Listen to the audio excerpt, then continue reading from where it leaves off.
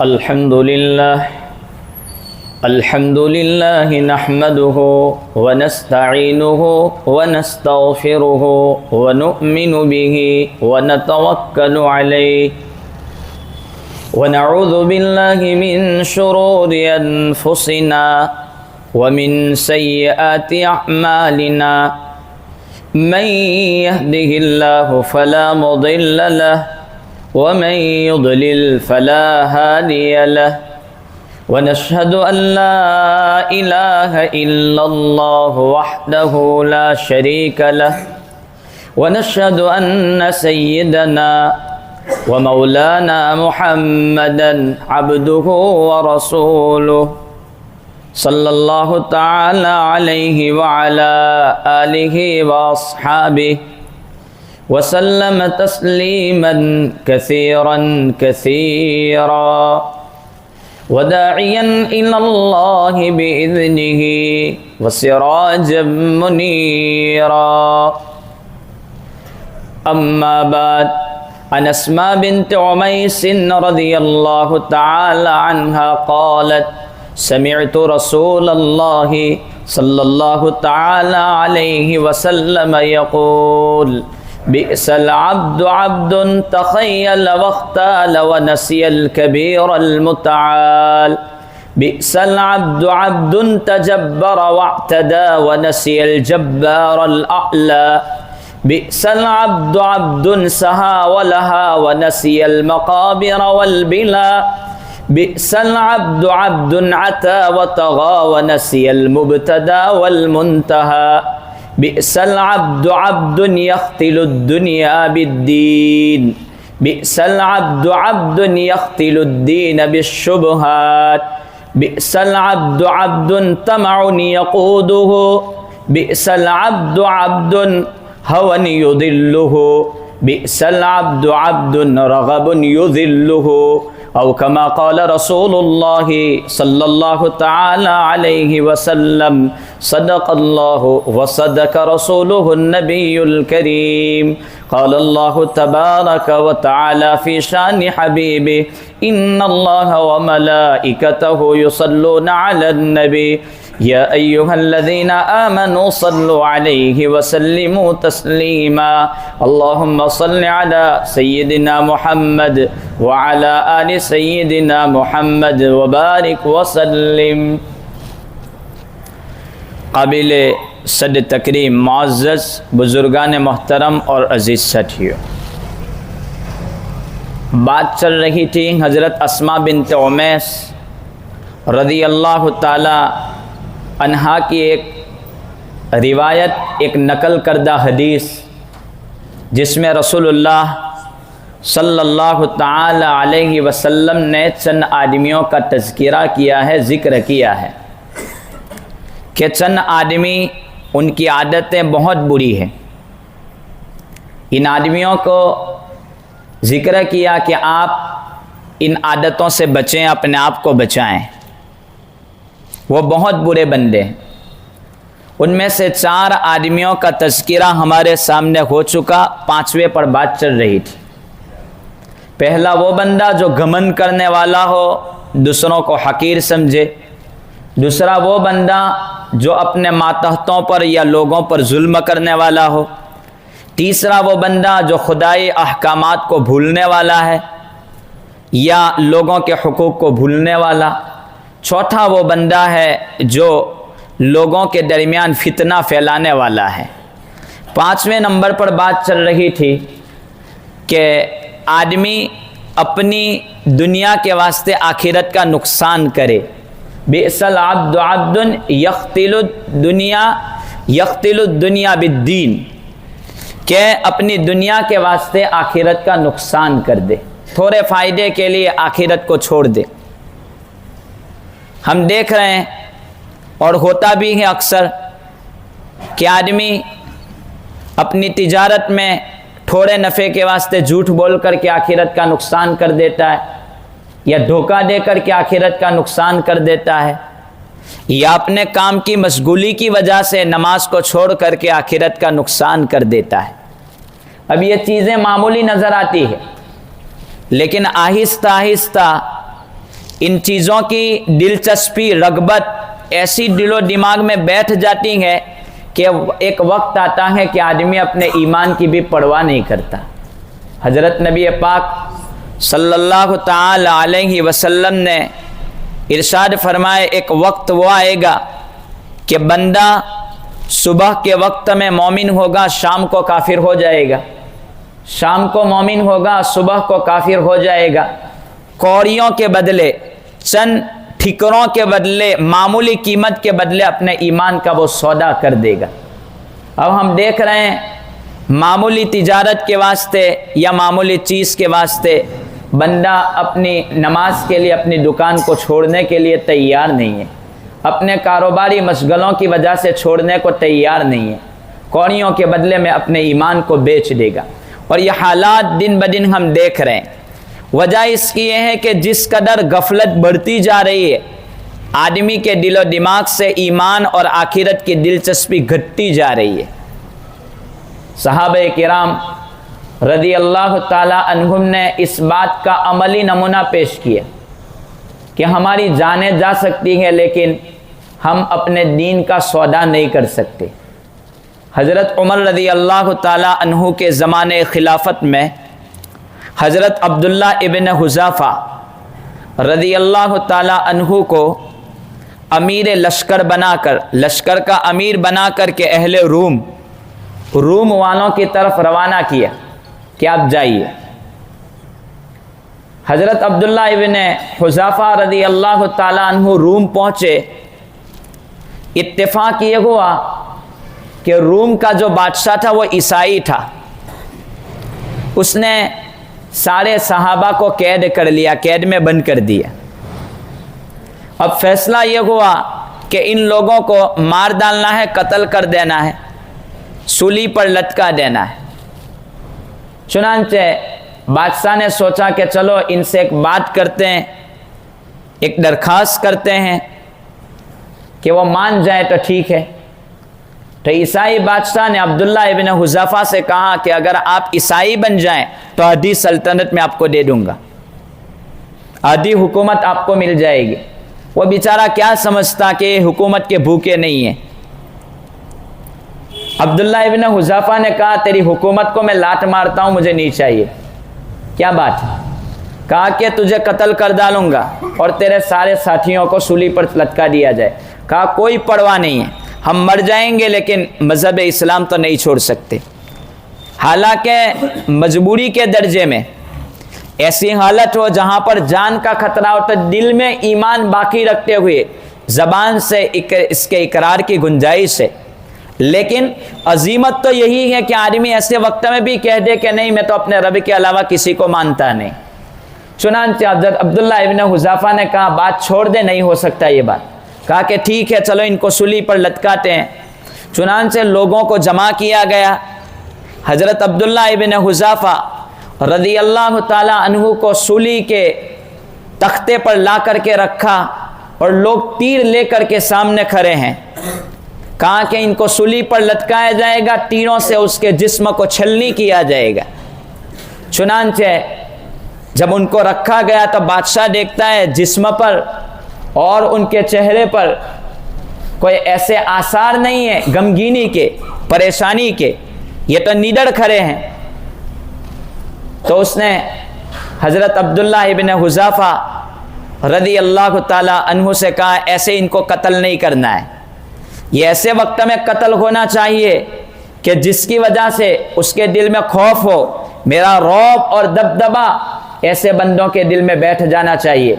چنانچہ ان کو سیڑھی سے نیچے اتارو، سولی سے نیچے اتارا گیا اور اتار کر کے ایک دیگ میں پانی گرم کیا گیا، اور پانی اتنا گرم ہوا، جب بہت زیادہ گرم ہو چکا تو ایک بندے کو ان میں سے لا کر کے اس دیگ میں ڈال دیا گیا۔ ایسے کھولتے ہوئے گرم پانی میں جب ان کو ڈالا گیا تو پانی نے ان کے جسم سے گوشت کو الگ کر دیا ہڈیوں سے، اور ہڈیاں پانی میں چمکنے لگی۔ حضرت عبداللہ ابن حذافہ سے یہ بات بتلائی گئی کہ دیکھو آپ کا بھی حشر ہوگا، آپ کو بھی اندر ڈال دیا جائے گا۔ آنسو آ گئے حضرت عبداللہ ابن حذافہ کی آنکھوں میں۔ تو بادشاہ کہنے لگا اب میں کامیاب ہو گیا، میں اپنا رعب جمانا چاہتا ہوں، یہ نڈر بن کر کے دنیا سے جانا چاہتا تھا، میں اپنا رعب دکھانا چاہتا ہوں کہ میں کتنا ظالم بادشاہ ہوں، چنانچہ میں اپنے اس پلان میں کامیاب ہو چکا، چلو اب اس کو پوچھتے ہیں، دل نرم ہو گیا، اب یہ مان جائے گا عیسائی بننے کے لیے۔ چنانچہ حضرت عبداللہ ابن حذیفہ سے پوچھا اب کیوں آنسو آ گئے؟ تو کہنے لگے یہ آنسو اس لیے آئے ہیں کہ صرف میری ایک ہی جان ہے اور وہ اللہ کے راستے میں ابھی قربان ہو جائے گی، میں اس لیے رو رہا ہوں، کاش میری 100 جانیں ہوتی اور میری 100 کی 100 جانیں اسی طرح ایک کے بعد دوسری اللہ کے راستے میں قربان ہو جاتی، اس لیے میں رو رہا ہوں۔ اس نے کہا واقعتاً یہ عجیب بندہ ہے، اس نے کہا میری پیشانی پر ایک بوسہ دے دو، کہا تو میں آپ کو آزاد کر دوں گا۔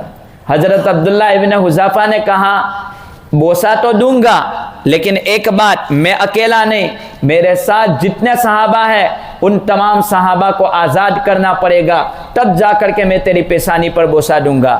کہا کہ منظور ہے۔ چنانچہ حضرت عبداللہ ابن حذیفہ رضی اللہ تعالی عنہ نے اس کی پیشانی پر بوسہ دیا، اس نے سب کو آزاد کر دیا۔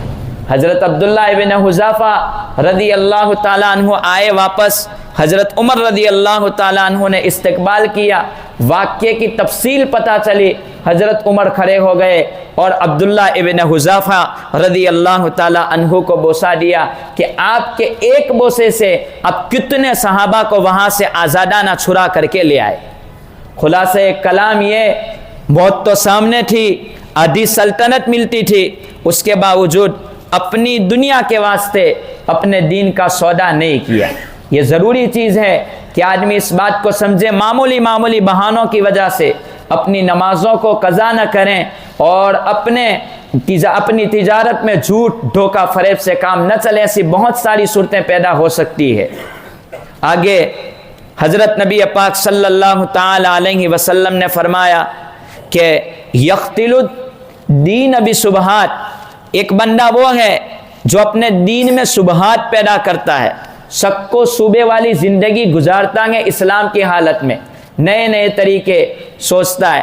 آج انٹرنیٹ کا زمانہ ہے، میڈیا کے ذریعے آدمی بکواس سنتا رہتا ہے اور بکواس کے سنتے اب ہمارے دلوں میں بھی یہ باتیں آنے لگی، کیا اسلام میں اس کی ضرورت ہے، کیا یہ ہیں، کیا وہ ہیں، تمام قسم کی باتیں اب دل و دماغ میں گھسنے لگی۔ یہ برا بندہ ہے جو شبہات پیدا کرتا ہے۔ اگر کوئی چیز سمجھ میں نہیں آتی، وقت کے علماء، معتبر علماء کے پاس جا کر کے صفائی ہونی چاہیے۔ آج ہم تمام چیزوں میں ریسرچ کرتے ہیں، سوچتے ہیں، کیا کرتے ہیں کہ اس کو کیسے ہونا چاہیے، لیکن اسلام کے بارے میں ہمیں کوئی پرواہ، کوئی فکر نہیں ہے۔ اس معاملے میں سوچنے کی ضرورت ہے، شبہات پیدا ہو جائیں، اور شبہات کے بعد جب آدمی اعمال بھی کرتا ہے تو وہ اعمال بھی شک و شبہ کے ساتھ کرتا ہے کہ اب کس طریقے سے آدمی آگے بڑھ سکتا ہے، اس لیے اس سے بچنے کی ضرورت ہے۔ 7ویں چیز رسول اللہ صلی اللہ تعالی علیہ وسلم نے بیان فرمائی، طمع یقودہ، ایسی لالچ کہ جو اس کو ہلاک کر دے۔ اب لالچ صرف مال کی نہیں ہوتی، مال سے زیادہ خطرناک لالچ آدمی کے مرتبے اور مقام کی ہے، اپنی ناک کٹنے والی لالچ۔ آدمی کوئی عہدے پر بیٹھ جائے تو اس عہدے کو چھوڑنے والی لالچ، یہ بہت خطرناک چیز ہے، آدمی کو ہلاک کر دیتی۔ ایک بات میں آپ کو تفسیری نکتہ سناؤں، حضرت آدم علیہ السلام کو اللہ تبارک و تعالیٰ نے جب بنایا، بنانے کے بعد فرشتوں سے کہا کہ آدم کو سجدہ کرو، تو حالانکہ اللہ یہ کہہ سکتے تھے کہ مجھے سجدہ کرو، نہ، حضرت آدم کو سجدہ کرو۔ شیطان کو بھی حکم دیا کہ اب آدم کو سجدہ کرو، ابلیس تھا تو ابلیس کو اور فرشتوں کو کہا کہ آدم علیہ السلام کو سجدہ کرو، چنانچہ سب نے سجدہ کیا، لیکن ابلیس نے منع کر دیا۔ اب یہ اللہ تبارک و تعالیٰ نے پہلی مرتبہ دنیا کا نظام قائم ہونے جا رہا ہے انسانوں سے، پہلی مرتبہ میں قیامت تک آنے والی جو سب سے بڑی بیماری تھی اس کا قلعہ کما کر کے بتلا دیا کہ دیکھو آدمی میں عہدہ، مقام اور مرتبہ کیسے داخل ہو سکتا ہے اور کیسے نہیں نکلتا۔ تو اس نے کہا کہ میں سجدہ نہیں کروں گا. کہا کیوں؟ انا خیر من.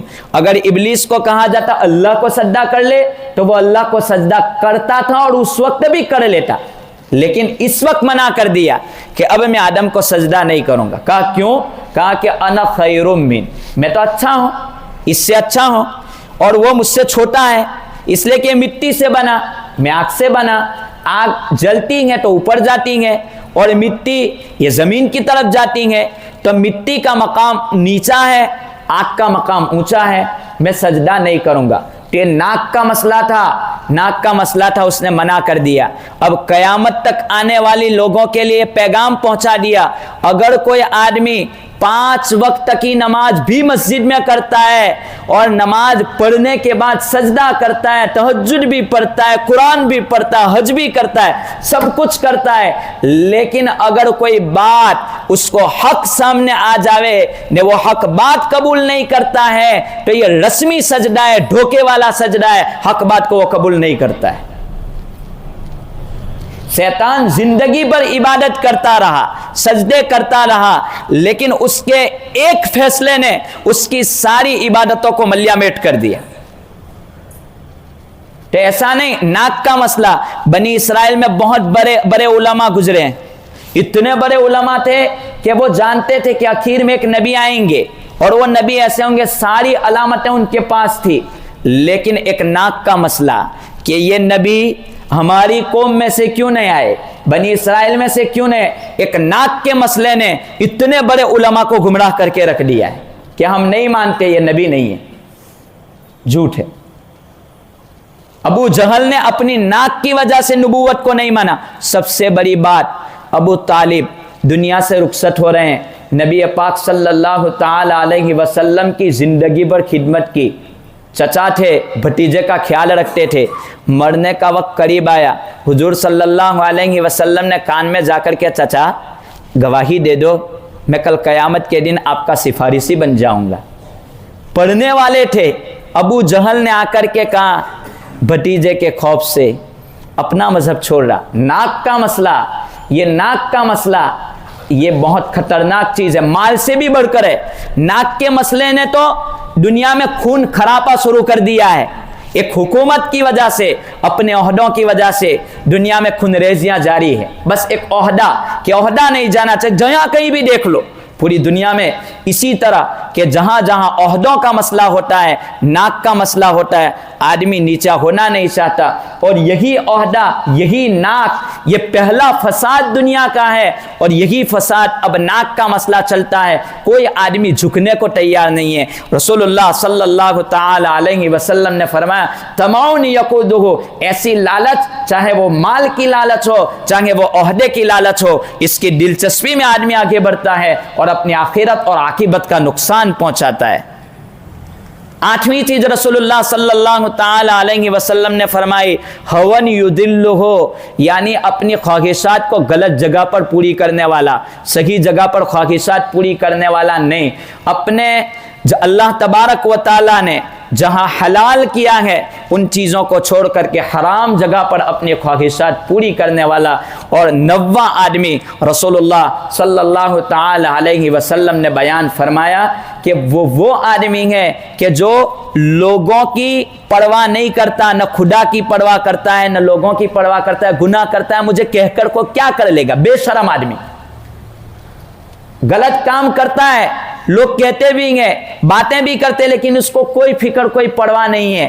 یہ چیزیں بہت بری ہے. تو یہ 9 آدمیوں کا ذکر رسول اللہ صلی اللہ تعالی علیہ وسلم نے فرمایا. ان 9 باتوں سے اپنے آپ کو بچانے کی فکر کریں, دور رہیں. دین میں اگر کوئی شک والی چیز, دین میں کوئی شک ہے ہی نہیں, وہ ہماری عقل کی پہنچ نہیں ہوتی, ورنہ دین میں کوئی شک ہے ہی نہیں. تو یہ 9 باتیں ہیں, ان 9 باتوں کو سمجھیں اور ایسی عادتوں سے اپنے آپ کو دور رکھیں. ایک آخری گزارش پر اپنی بات ختم کر دیتا ہوں.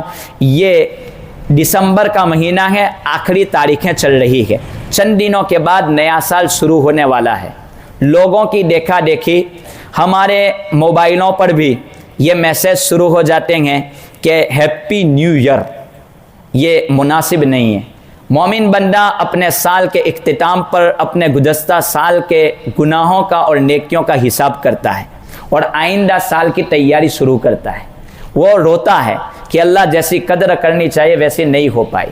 یہ مناسب نہیں ہے کہ ہر ایک ہیپی نیو ایئر کے میسیج بھیجتا رہے۔ مسلمان ہو کر کے اس طریقے کی باتیں گوارا نہیں ہے، مناسب نہیں ہے۔ ہم ایسی باتوں میں نہ الجھیں، بلکہ 12 بجنے کا انتظار ہوتا ہے۔ 31 دسمبر کی رات کو 12 بجیں گے، سب سے پہلے میں ہیپی نیو ایئر کا میسیج لوگوں کو بھیجوں گا، بلکہ راتوں کو بیدار رہ کر کے فجر غائب ہو جاتی ہیں اور ایسا کھیل، ناچ گانے، ننگی فلمیں وغیرہ کا دیکھنا رہتا ہے، جس کی وجہ سے لوگ اپنی عاقبت آخرت کو نقصان پہنچا رہے ہیں۔ حالانکہ زندگی کا ایک سال ختم ہوا، ایک نئے سال کی طرف گئے ہیں۔ حساب کتاب ہونا چاہیے کہ میری پیدائش کون سے سال میں، آج میں 50 سال کا ہوا، 60 سال کا ہوا، 70 سال کا ہوا، ایک اور سال، ایک اور ورق میری زندگی کا پلٹ گیا، ایک اور نئے ورق کی طرف گیا۔ افسوس کرنے کی ضرورت ہے۔ اللہ تبارک و تعالی ان باتوں پر ہمیں عمل پیرا ہونے کی توفیق عطا فرمائے۔ آمین۔ وآخر دعوانا الحمد للہ رب العالمین۔